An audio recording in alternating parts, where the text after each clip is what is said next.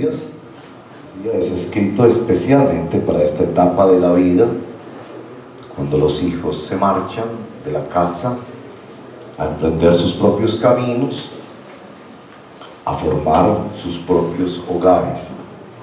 Y vamos a ir al capítulo 3 de Proverbios, los versos 1 al 12. Debo decir antes de leer esta escritura que en mi entendimiento del libro de Proverbios, esta es la porción de mayor significado en el libro de Proverbios para la comprensión general de este libro. Si hay una porción de Proverbios que no debes dejar de leer y mejor de memorizar, es el capítulo 3, los versos 1 al 12, muy importantes para la vida familiar y especialmente para esta etapa del nido vacío. Leamos la palabra y oremos. Hijo mío, capítulo 3, verso 1, no te olvides de mis enseñanzas, más bien guarda en tu corazón mis mandamientos, porque prolongarán tu vida muchos años y te traerán prosperidad. Que nunca te abandonen el amor y la verdad. Llévalos siempre alrededor de tu cuello y escríbelos en el libro de tu corazón.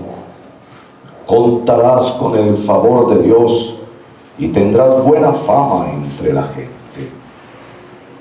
Verso 5. Confía en el Señor de todo corazón y no en tu propia inteligencia. Verso 6. Reconoce al Señor en todos tus caminos y Él allanará tus sendas. Verso 7. No seas sabio en tu propia opinión, más bien teme al Señor y huye del mal. Esto infundirá salud a tu cuerpo y fortalecerá tu ser. Verso 9. Honra al Señor con todas tus riquezas y con los primeros frutos de tus cosechas. Así tus graneros se llenarán a reventar y tus bodegas rebosarán de vino nuevo. Hijo mío, no desprecies la disciplina del Señor. La disciplina del Señor. Ni te ofendas por sus reprensiones. Porque el Señor disciplina a los que ama. ¿Cómo corrige un padre a su hijo querido? Qué hermosa palabra del Señor, ¿verdad? Oremos. Padre, estamos aquí para recordar el propósito de la familia. El propósito de la familia es glorificarte a ti, produciendo otras familias. Nosotros no recibimos los hijos para que llenen el vacío de nuestro corazón, sino para que sean entrenados para la gloria de Dios. Y como todo entrenamiento, llega el momento en que ya no hay más entrenamiento, sino que salimos al partido de la vida, donde nos enfrentaremos a muchas cosas y esperamos meter el gol para la gloria de Dios. Es una época de serias preocupaciones para todos nosotros, porque sabemos que la cancha donde se juega este partido no es nada favorable para la familia, y que estos muchachos y muchachas salen y han salido a enfrentar cada vez más contaminación y maldad en este mundo y situaciones menos favorables para el desarrollo de sus familias. Es por eso, Señor, que no solo venimos a pedir tu instrucción, venimos a pedir tu bendición sobre nuestros hogares y sobre los hogares que se desprenderán de nuestro hogar.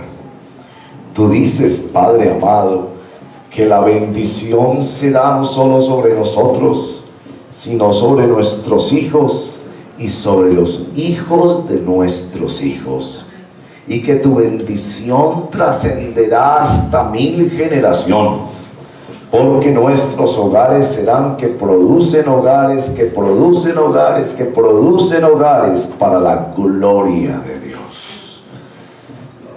Queremos seguir afirmados en esa utopía del reino de Dios, de que la familia de la fe, la iglesia, es una familia de familias. Te lo pedimos en el nombre de Jesús. Amén. Amén. Bueno, hermanos y hermanas, el nido vacío. ¿Alguna vez tú dejaste el nido vacío y no te diste cuenta lo duro que fue para tus padres verte partir?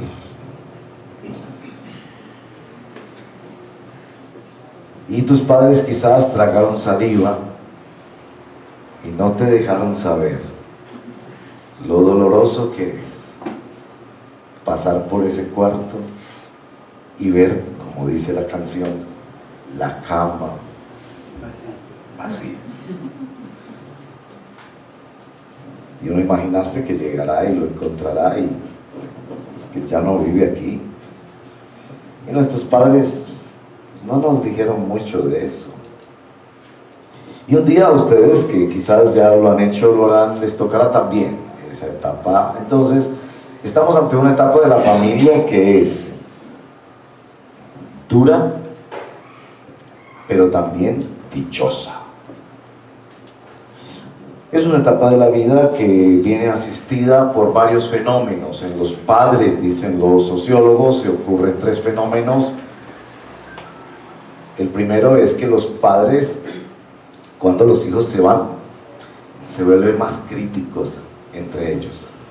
Es decir, pelean más. Dicen que una segunda característica es la posibilidad del divorcio emocional, que los padres empiezan a separarse emocionalmente. Y dicen también que es la etapa de mayor proporción de adulterios entre padres de familia. Por su parte, los muchachos viven también fenómenos. Hay 3 fenómenos que quiero mencionar. El llamado síndrome de Peter Pan. ¿Han oído el síndrome de Peter Pan? Los muchachos que no quieren crecer y no se quieren ir de casa. Y entonces, como las novias les dan de aquello, ellos no les dan de esto. Entonces, ante el libertinaje sexual de la sociedad, los muchachos, especialmente los varones, se quedan en el hotel mamá. Y el síndrome de Peter Pan dice, no quieren crecer, se quieren quedar en la adolescencia, con todos los juguetes en el cuarto. Otro fenómeno es lo que llaman la generación boomerang. La generación boomerang, los que regresan a la casa, que no logran tener éxito en una vida conyugal, se divorcian, o no logran económicamente independizarse, entonces regresan a la casa. Y ese fenómeno es el fenómeno que más está creciendo en las familias de esta etapa. Y un tercer fenómeno en nuestra cultura, muy lamentable, y muy incrustado en la mentalidad paisa en particular, es el mal consejo que algunos padres le dan a los hijos de que primero vivan su juventud antes de casarse. ¿Ha oído ese consejo? No, yo les digo a ellos, vivan su juventud, viajen, estudien, pasen bueno, compren cosas y después se casan y sientan cabeza. Cuando la juventud es precisamente para usar la fuerza que se tiene para levantar un hogar. El libro de Proverbios es escrito especialmente para esta etapa de la vida.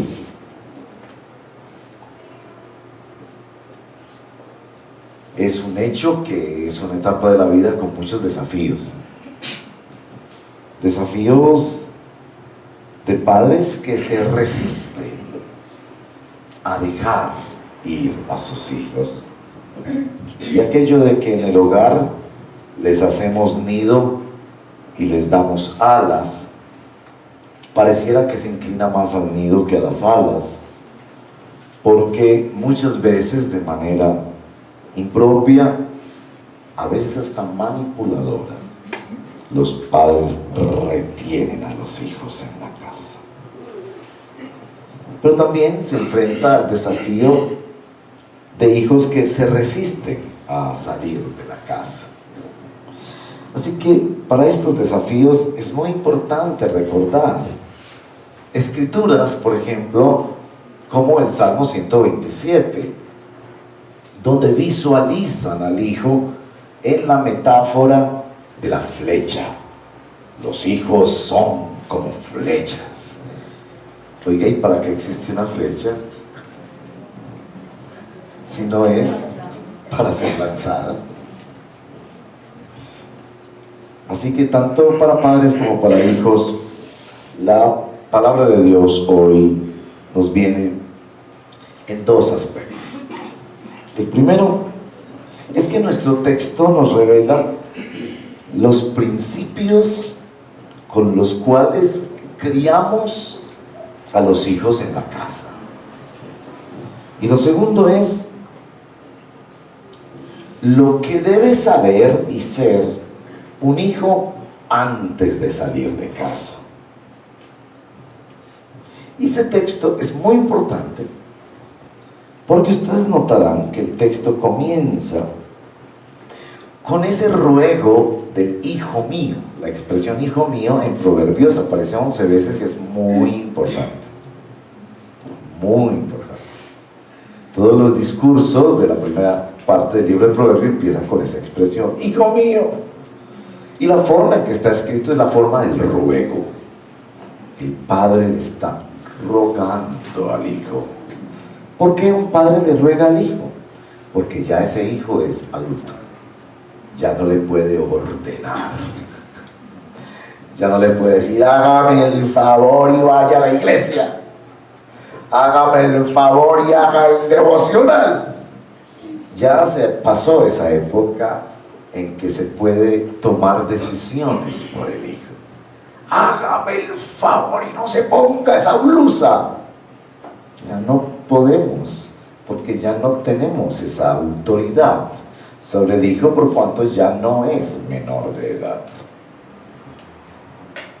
Entonces, el texto nos presenta realmente un repaso de los principios de la crianza y de lo que un muchacho o muchacha debe saber antes de salir de la casa. Es muy importante para ustedes que todavía los tienen en casa y muy importante para ustedes que van a formar hogar, porque necesitan estos principios y estos objetivos del aprendizaje en la casa. Los principios para criar en casa están del verso 1 al 4 y se presentan en dos capítulos, si quieren, que por supuesto por las razones del tiempo vamos a pasarlos un poco rápido. Primero son los propósitos de esa crianza. Noten en el verso 1, no olvidar, que la forma en que está escrito es equivalente a guardar en tu corazón mis mandamientos.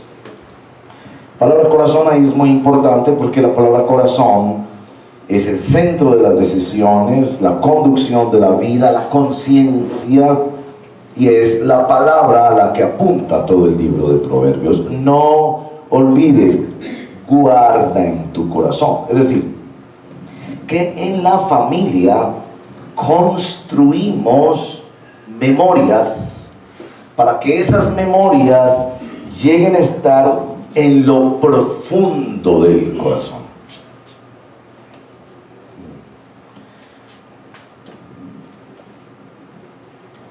Las memorias son muy importantes. Y el hogar es el lugar donde se construye la memoria. Nos cuesta años enseñar al niño a cepillarse los dientes. ¿Cuántos años te demoraste aprendiendo a cepillarte los dientes? Hasta que un día ese muchacho ya no puede vivir sin cepillarse los dientes. Se crea una memoria que se convierte en un hábito y que es imposible vivir sin ello. En el verso 3 aparece también esta dimensión del propósito, también dado en forma negativa. Ya no es no olvides, sino no abandones. ¿No abandones qué? El amor y la verdad. Llévalo siempre alrededor de tu cuello. Piensen en eso por un momento. Un collar, una etiqueta que los demás ven. En el hogar, entonces, se proponen prácticas de vida que deben ser socialmente visibles. ¿A cuántos de ustedes su mamá les revisaba las orejas antes de salir de la casa?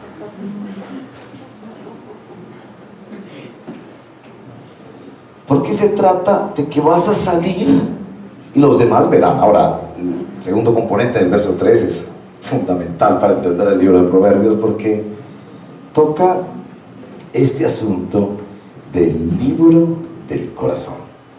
Y otra vez el corazón. Escríbelo en el libro de tu corazón. ¿Por qué existen cosas en familia?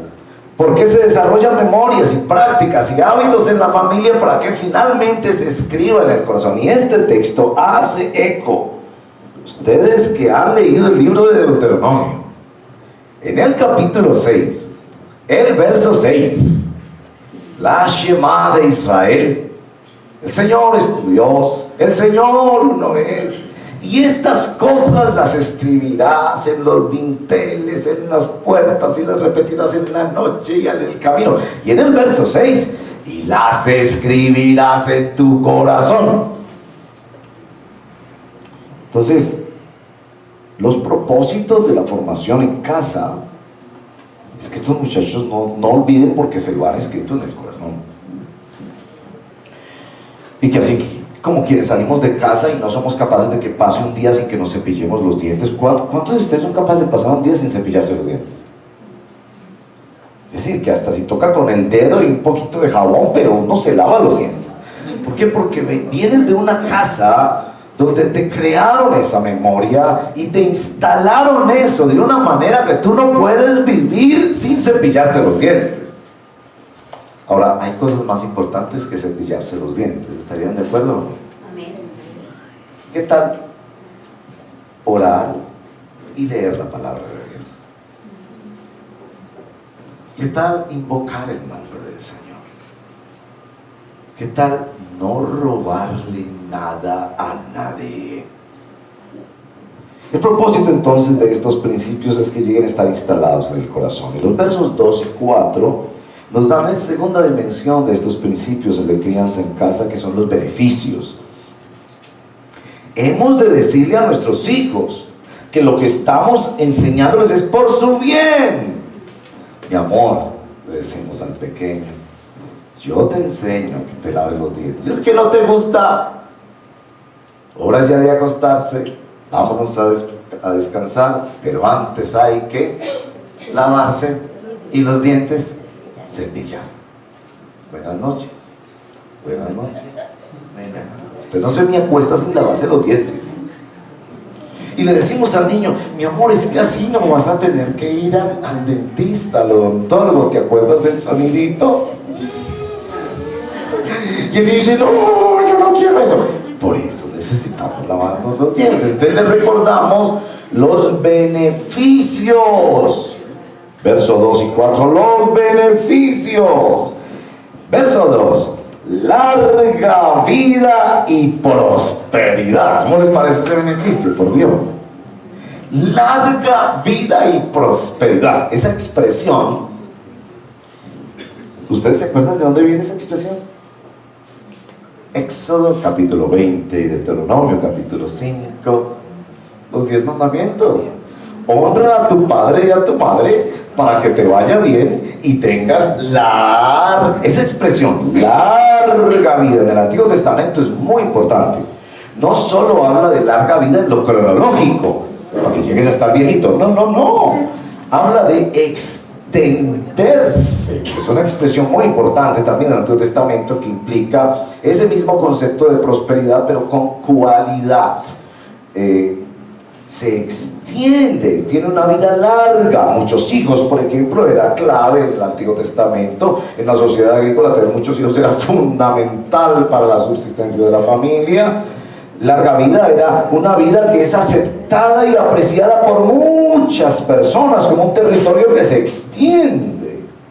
Larga vida, como una promesa, cuando esos mandamientos, esas cosas que yo te he enseñado en casa están en tu corazón, tendrás larga vida y prosperidad. Prosperidad.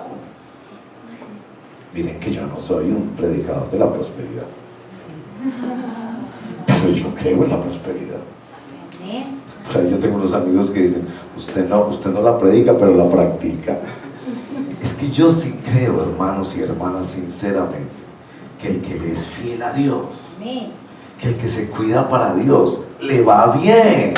Y ese le va bien, no solo es que le va bien con Dios, claro, con el Señor sobre todo, pero en sus negocios, en sus trabajos, en esa empresa. ¿A quién piensan promover? ¿A quién piensan ascender? ¿A quién piensan ponerlo de supervisor? Pues a ese que es un hombre temeroso de Dios y que guarda los caminos del Señor. Hay promesa para nuestros hijos de que saldrán a prosperidad si guardan en su corazón los mandamientos del Señor.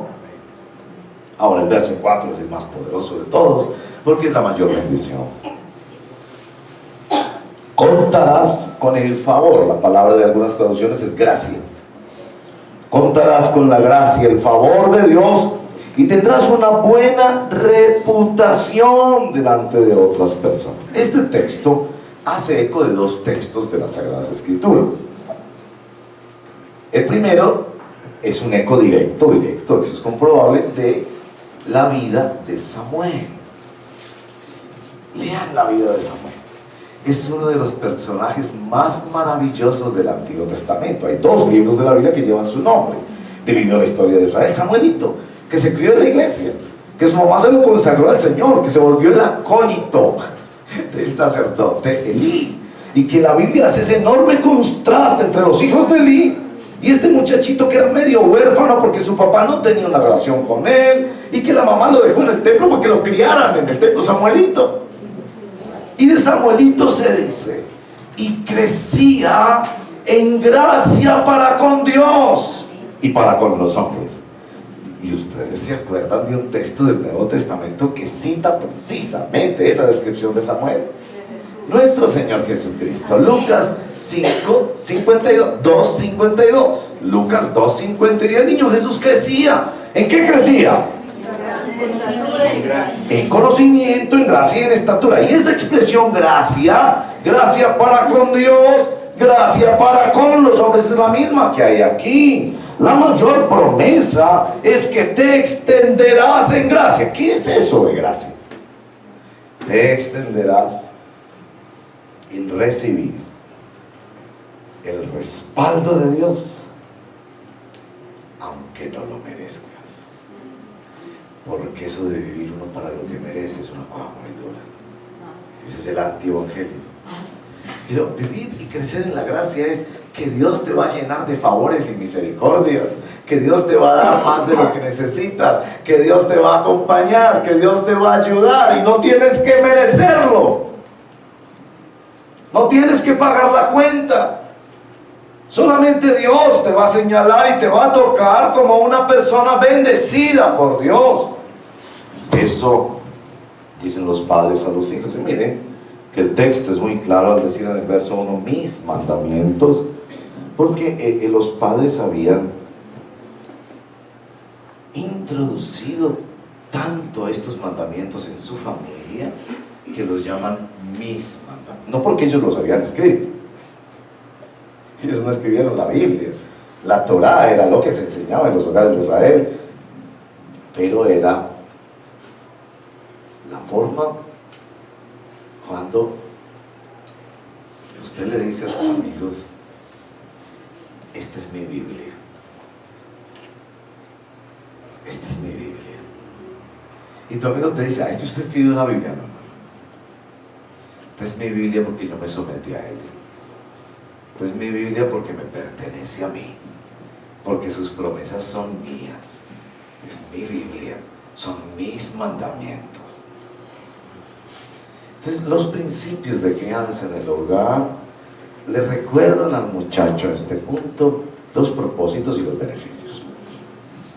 Bueno, hasta ahí la primera parte de nuestro texto, pero quiero hacer una aplicación en esta primera parte, aunque tenga que ir muy rápido en la segunda.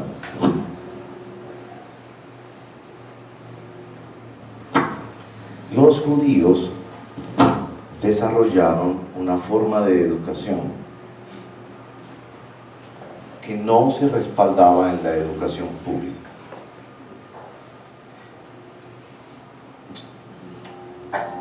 Eso surgió como una de las bendiciones de la disciplina en el exilio, y lo conocemos al día de hoy como la sinagoga.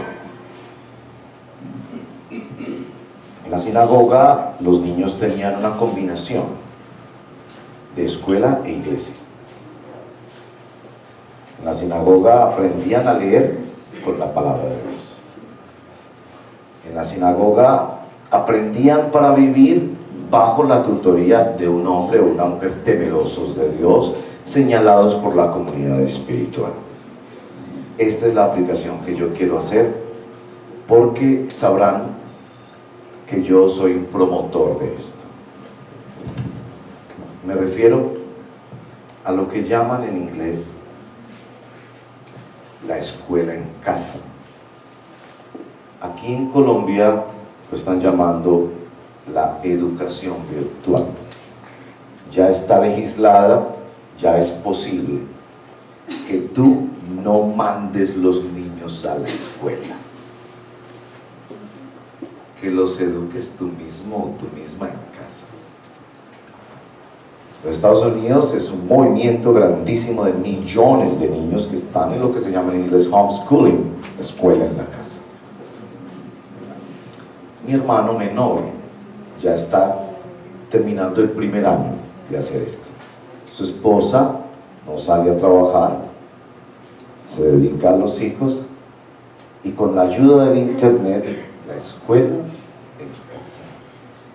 Vieran ustedes niños felices, bien formaditos, que no están expuestos a las locuras ni a los experimentos sociales nefastos que se están haciendo en la educación.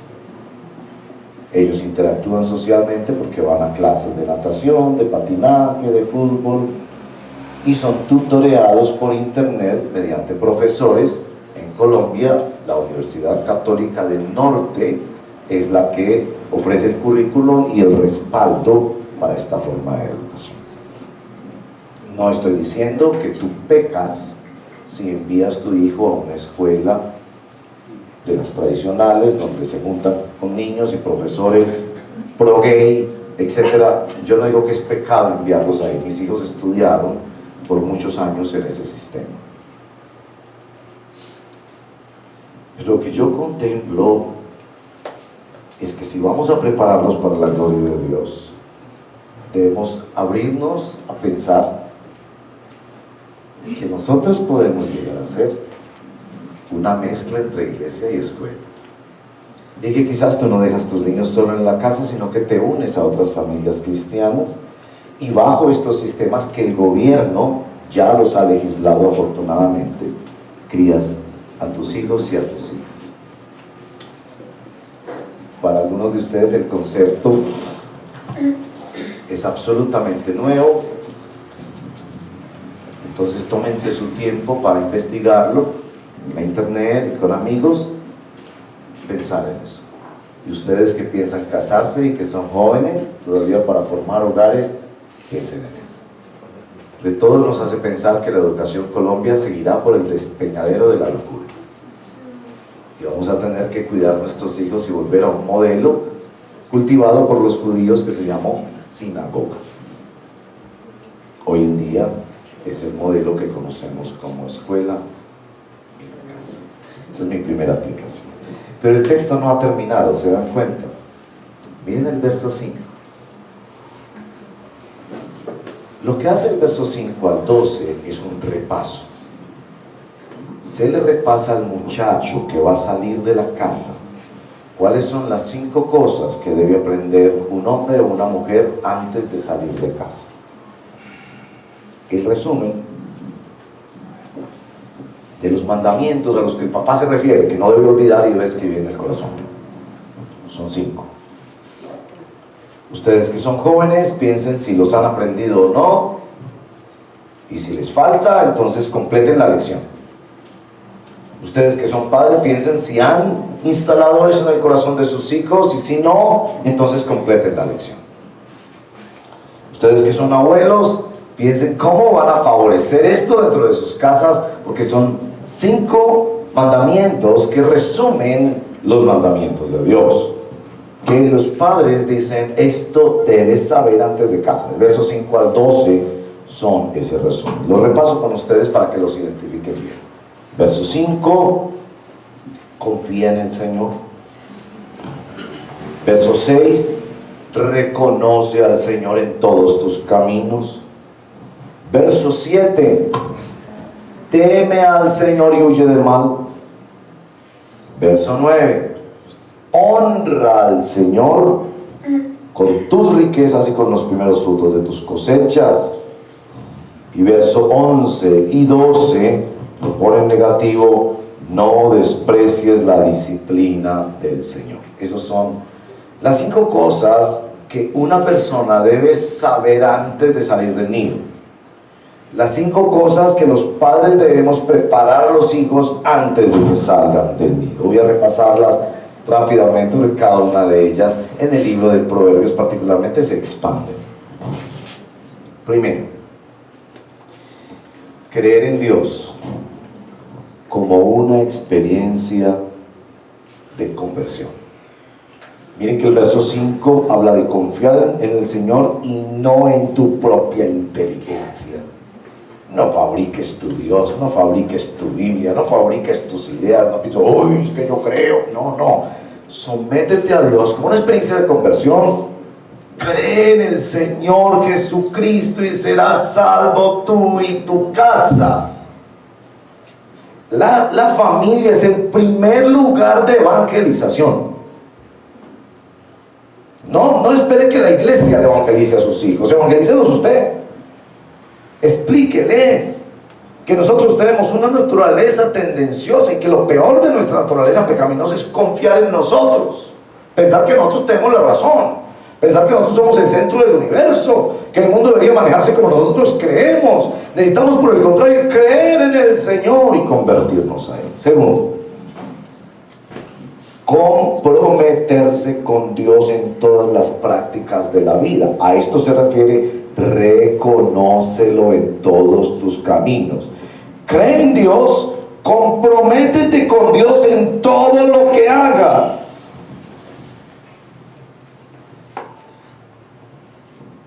La promesa es que el Señor allanará los caminos.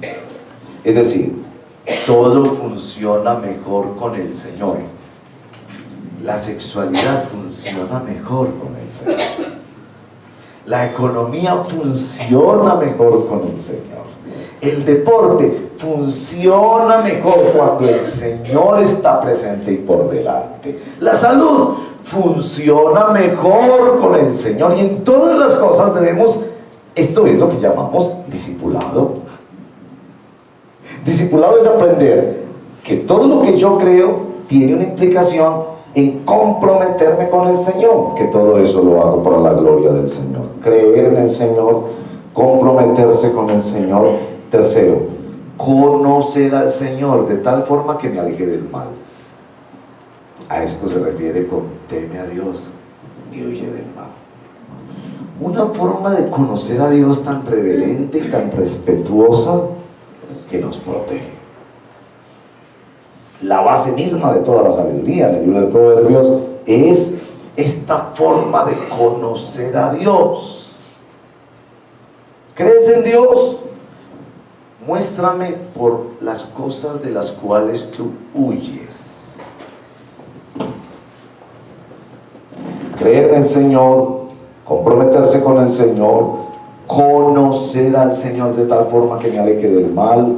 Cuarto, contribuye a la causa de Dios, a las causas de Dios.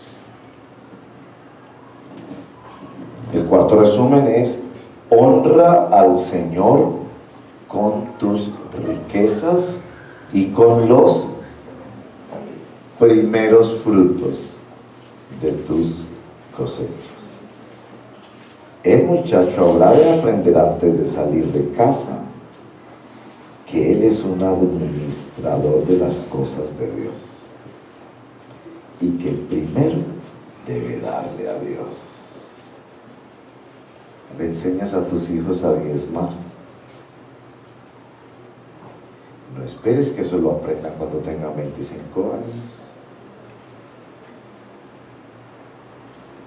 Creer en el Señor, comprometerse con el Señor, conocer al Señor de tal manera que me aleje del mal, contribuir a las cosas de Dios. Y quinto, yo lo pongo así para que todo me quede con C: cuídate para entender bien la disciplina de Dios. Y noten una cosa curiosa en este texto. ¿Se dan cuenta que deja lo de la disciplina para el final? Porque lo que los padres están haciendo es entregándole estos muchachos a otro papá. Hijo, vas a salir de casa, ya eres mayor de edad, ahora quien te va a disciplinar es Dios. Yo ya no te voy a disciplinar por llegar a esas horas, por andar con esas compañías, por tener esas conductas, por ponerte esa ropa, por gastar tu plata así, por tener esas cosas con tu novio, con tu novia. Yo no te voy a disciplinar. Ya hay otro papá, hay otro papá.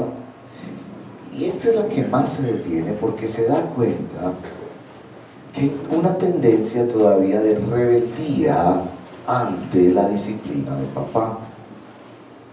Y por eso lo pone en negativo: no la desprecie. En otras palabras, aprecie la disciplina de papá Dios. No te ofendas con sus reprensiones. ¿Qué hace Dios metiéndose en mi vida sexual? ¿Qué hace Dios metiéndose en mis finanzas? Papá y mamá tenemos que decirles que es que usted está en manos de otro papá. Y lo mejor de esa disciplina es que la disciplina es la comunicación del amor. ¿Cómo será entonces esta disciplina? ¿Abusiva? ¿Maltratadora? No, porque es la comunicación del amor. Papá, a quien ama, disciplina. Ahora estás en las manos de un padre que te ama más que papá y mamá.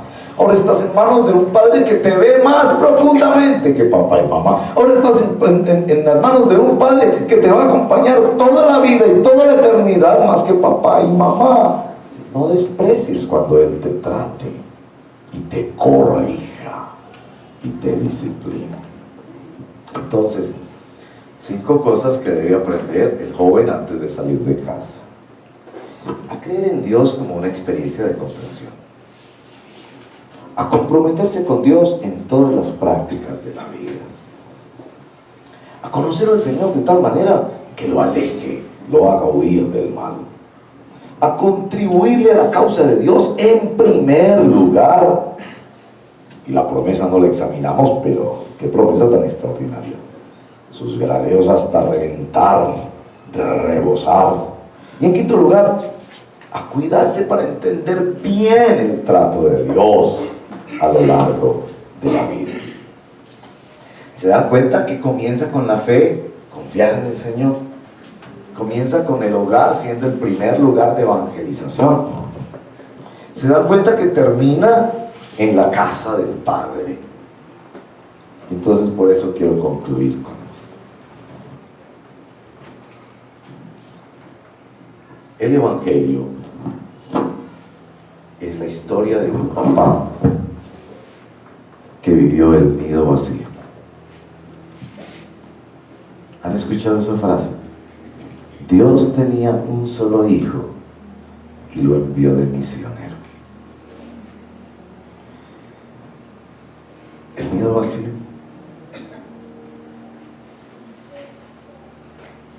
Dios experimentó eso.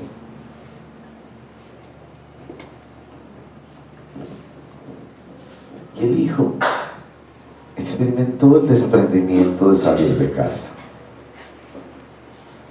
Dios mío, ¿por qué me has abandonado? ¿Por qué? ¿No que en la misma Santísima Trinidad tenemos el modelo para la familia que vive estos momentos? Porque en nuestro corazón hay un anhelo de volver a casa. En nuestro corazón nosotros seguimos siendo muchachitos y muchachitas que queremos regresar a casa. Por eso aún viejos como yo de 50 años, por Dios, y creo que tenga tanto,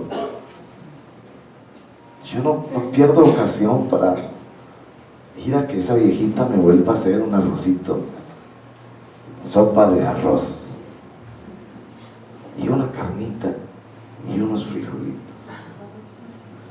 Porque por mucho que avancemos en la vida, en el corazón de todos nosotros hay un anhelo de hogar. Pero hermanos y hermanas, es un anhelo de hogar que no lo satisfacen seres humanos. Es un anhelo de cuidado paternal que no lo satisfacen seres humanos. Y que no lo pueden satisfacer porque ellos, nuestros padres, tienen o tenían ese mismo anhelo en su corazón. Un hambre profunda de hogar. Y a eso es lo que se refiere nuestro Señor Jesucristo. En Juan 14, cuando nos dice: yo me voy para la casa del papá y les voy a hacer una casa. Voy a prepararles una casa. Y ustedes conocen el camino. Y el camino no es la familia humana. El camino es la Santísima Trinidad. Papá, que dio a su hijo mayor para que usted y yo pudiéramos ser adoptados en esta familia. Y pudiéramos tener un papá que va con nosotros todos los días. Y pudiéramos tener el anhelo, ese anhelo que llena el alma como una gran esperanza, de que un día estaremos en la casa del Padre y tendremos una mansión gloriosa y disfrutaremos del cariño, de la comprensión y del amor del Padre perfecto para siempre. La familia es una réplica de ese amor de Dios. La familia es el lugar donde les ayudamos a los hijos a entender que esa hambre no se satisface con seres humanos o con mansiones terrenales. La familia es el lugar donde los conectamos con el Dios Padre que dejó su nido vacío por amor, para entregarnos al Hijo mayor, para que nosotros pudiéramos ser adoptados por Él. Ese es el Evangelio. Y ese es el Evangelio que se ve claramente en la familia, conforme al diseño de Dios. Oremos.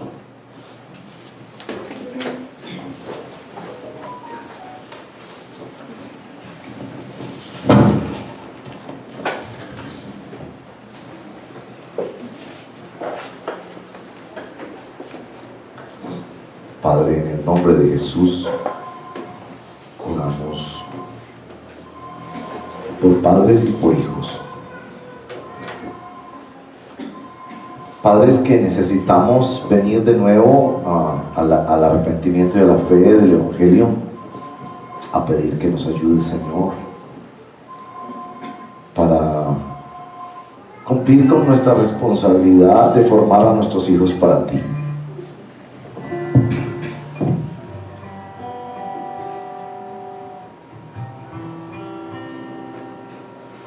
Si hay necesidad de perdón, pídele perdón al Señor. Si hay necesidad de fuerzas, de sabiduría, de método para llegar al corazón de tus hijos, pídelo al Señor. Si hay necesidad de decisión esta mañana, decídete delante del Señor. Tú eres ese papá y esa mamá que los debe preparar para el reino de Dios. No delegues esa preciosa responsabilidad. Oramos por hijos que están resistiéndose a salir, que enfrentan miedos y dudas. Ven y ministra a los Espíritu Santo. Hijos que están pidiendo provisión, ven y ministralos, Señor. Concéntralos en estos 5 aprendizajes esenciales para la vida. Bendícelos, Padre, en el nombre de Jesús. A los hijos que deben regresar a sus padres a pedir perdón por haber salido de una manera irrespetuosa con el hogar. Si necesitas perdón, pídele perdón al Señor. Si necesitas recursos emocionales, espirituales, financieros, pídeselos al Señor. Si necesitas consagrar tu hogar a Cristo, apenas comenzando o a punto de comenzar, conságrale tu vida al Señor, en el nombre poderoso de Jesús. Bendice, Señor, a tu iglesia, familia de familias, ante las nuevas iniciativas creativas del Espíritu Santo para mostrarnos cómo vamos a conseguir estos propósitos de la familia, cómo vamos a poder instalar en nuestros corazones tu palabra, para no ser confundidos ni desviados por la locura de este mundo que está en rebeldía contra ti. Bendice, Padre, cada familia de esta congregación. Los padres que estamos en esta etapa, acompáñanos, Padre, con fortaleza. Protégenos de las tentaciones propias de esta época. Cuídanos. Danos a nosotros nuevos comienzos, nuevos ministerios también cuando ya hemos terminado esa faceta de crianza de nuestros hijos. Y escucha nuestras oraciones cuando te oramos por nuestros hijos y por los hijos de nuestros hijos, porque firmemente creemos que tú quieres que nuestras familias sean generadoras de nuevas familias para la gloria de Dios. Y vamos a dejar que el Espíritu nos ministre con esta bella canción, viejita, especial para los padres que somos viejitos ya, inspirada en el Salmo 23. Porque Él es nuestro pastor en estas etapas de la vida, y a Él volvemos y Él conoce todos nuestros caminos. En pastos verdes me apacientas. No necesito nada en mi vida, solo a ti, Señor. Adoremos a Cristo. Adoremos al Señor. Me apacientas, no necesito nada en mi vida. Tú me alimentas con tu fiel dulce amor. Puedo amarte, soy libre para adorarte y servirte. Eres mi todo, eres mi rey y mi Señor. Oh Dios, puedo confiar en ti. Oh Dios, puedo confiar en ti. Tú sabes todo de mi ser y en tus manos pongo todo, mi Señor. En pastos verdes me apacientas, en pastos